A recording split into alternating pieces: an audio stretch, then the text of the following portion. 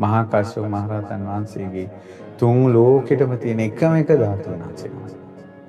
තුන් ලෝකෙටම මහා කාශ්‍යප මහ රහතන් වහන්සේගේ එකම එක ධාතුන් වහන්සේ නමයි තියෙන්නේ ගලපාත රජ මහා විහාරයේ. අද පාළුවට ගිහිල්ලා. ඇයි මේ මිනිස්සු ಗುಣ දන්නේ නැති නිසා. ඒ නිසා යන්න ඒ උතුම් ධාතුන් වහන්සේලා වැඳ පුදා ගන්න. ජීවිතේ පුදන්න, ಗುಣ කියන්න. මාලින් පහනින් පුදන්න, සුවඳින් පුදන්න.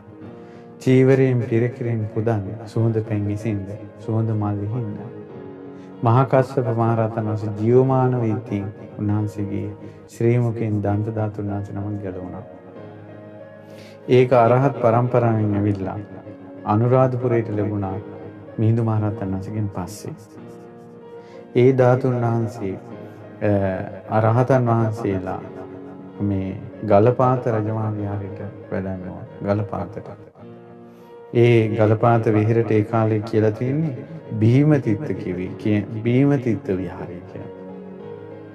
ඊට පස්සේ දුටුගැමුණු මහරජුරවන්ට ආරංචි වුණා මහා කාශ්‍යප මහ රහතන් වහන්සේගේ දළදා වහන්සේ නමක් බීමතිත්ත විහාරේ ගලතුරු විහිලේ තියෙනවා කියලා. මේ ගලපාත විහිරේ බෙන්තොට. ඉතින් ඉක්මනට සද්ධාතිස්ස මේ කුමාරයා යවුවා සම්පූර්ණ විහෙර හදන්න මහා කාශ්‍යප මහ රහතන් වහන්සේට උපහාර පිණිස. ඒකට ලස්සන මන්දිරයක් හදලා විහාරේ හදුවා. ස්තූප නැහැ.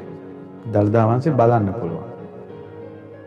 ඊට පස්සේ එතනින් පස්සේ බොහෝ රජවරු වන්දනමාන කළා. මහා විජයබාහු රජුරු, මහා පරාක්‍රමබාහු රජුරු, නිස්සංක මල්ල රජුරු බොහෝ පුද පූජාවන් කළා තියෙනවා ගලපාතට පැමිණිලා දළදා වහන්සේට. දෙවියන් බඹුන් වඳින සක්දෙවිඳු 16ක්සේ පිටිපස්සෙන් වැටි හිටපු මහා කාශ්‍යප මහ රහතන් වහන්සේගේ තුන් ලෝකෙටම තියෙන එකම එක ධාතුන් වහන්සේ. තුන් ලෝකෙටම මහා කාශ්‍යප මහ රහතන් වහන්සේගේ එකම එක ධාතුන් වහන්සේ නමයි තියෙන්නේ ගලපාත රජ මහා විහාරයේ. අද පාළුවට ගිහිල්ලා. ඇයි මේ මිනිස්සු ಗುಣ දන්නේ නැති නිසා. ඒ නිසා යන්න ඒ උතුම් ධාතුන් වහන්සේලා වැඳ පුදා ගන්න. ජීවිතේ පුදන්න, ಗುಣ කියන්න. මාලින් පහනින් පුදන්න, සුවඳින් පුදන්න. චීවරයෙන් පිරකිරින් පුදන්න, සුවඳ පැන් ඉසින්ද, සුවඳ මල් විහින්න. ඉතින් ඊට පස්සේ උතුම් ධාතුන් වහන්සේලා දඹදෙණි යුගයේ පරාක්‍රමබාහු රජුරෝ දවස් 3ක් නැවතිලා ඉඳලා පූජා පවත්වලා තියෙනවා තුන් තේවාම. ඊට පස්සේ දඹදෙණි පරාක්‍රමබාහු රජුරෝ තමයි සෑය හදන්නේ. දළදා වහන්සේට මහා කාශ්‍යප මහ රහතන් වහන්සේගේ. ඊට පස්සේ ඒ උතුම් ධාතුන් වහන්සේ ගලපාතෙන් වැඩමෙන්නේ නැහැ කොහෙටවත්. අප්‍රමාණ ප්‍රදීප පූජා, ස්තූප පූජා, දළදා පූජාවෙන් වන්දනා කළා. ඊට පස්සේ මීට අවුරුදු 200කට කලින් සෑය දි รา පත් වෙලා බොහෝසෙයි. ඊට පස්සේ රජයෙන් අවසර අරන් නායක හඳුරවරු සියලු දෙනා එකතුව සෑය විවර කළ ධාතු කරඬු එළියට ගත්තා නැවත. මීට අවුරුදු 250කට විතර කලින්. ඊට පස්සේ ධාතුන් වහන්සේ දවස් 7ක් ලංකාවේ සියලු දෙනාට වඳින්න සැලැස්සුවා පෙන්වන්න. ඒ කාලේ හිටපු වාසනාවන්ත පිරිස මහා කාශ්‍යප මහ රහතන් වහන්සේගේ දළදා වහන්සේ ඇස්වෙන් දැක්කා.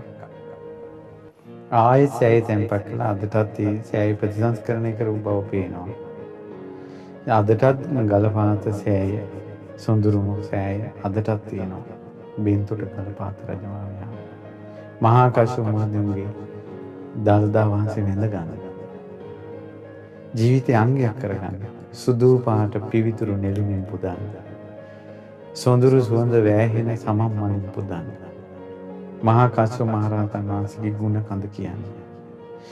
මහා මෙවුනා පින්වත් වෙන වන්දනාපතේ මහා කාශ්‍යප මහ රහතන් වහන්සේගේ මුනි ගුණ වර්ණ තියෙනවා. ඒ කවි කියන්නේ.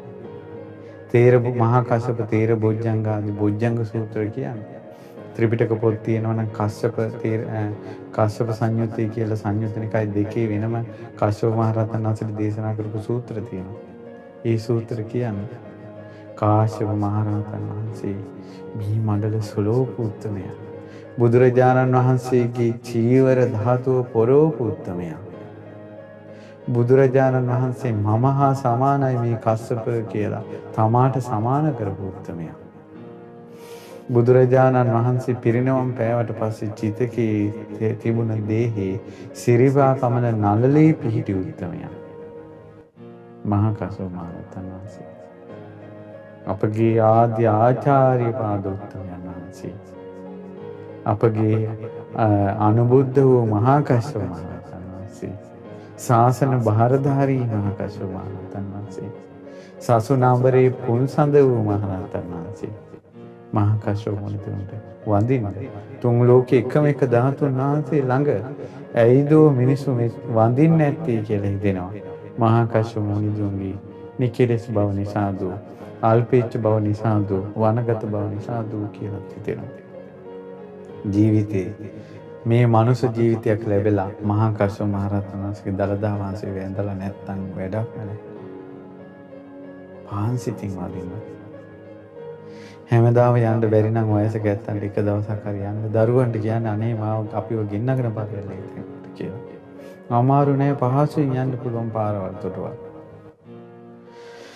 ඊට පස්සේ ඊළඟට කොච්චර බලන්න තුන් ලෝකෙටම තියෙන එකම ධාතු ස්තූපය මහා කස්සප මහ රහතන් වහන්සේගේ පෙන්තොට ගලපාත රජමහා විහාරේ මල් කඩයක්වත් නැහැ. ඒ කියන්නේ මිනිස්සු යන්නේ නැහැ කියන එකනේ.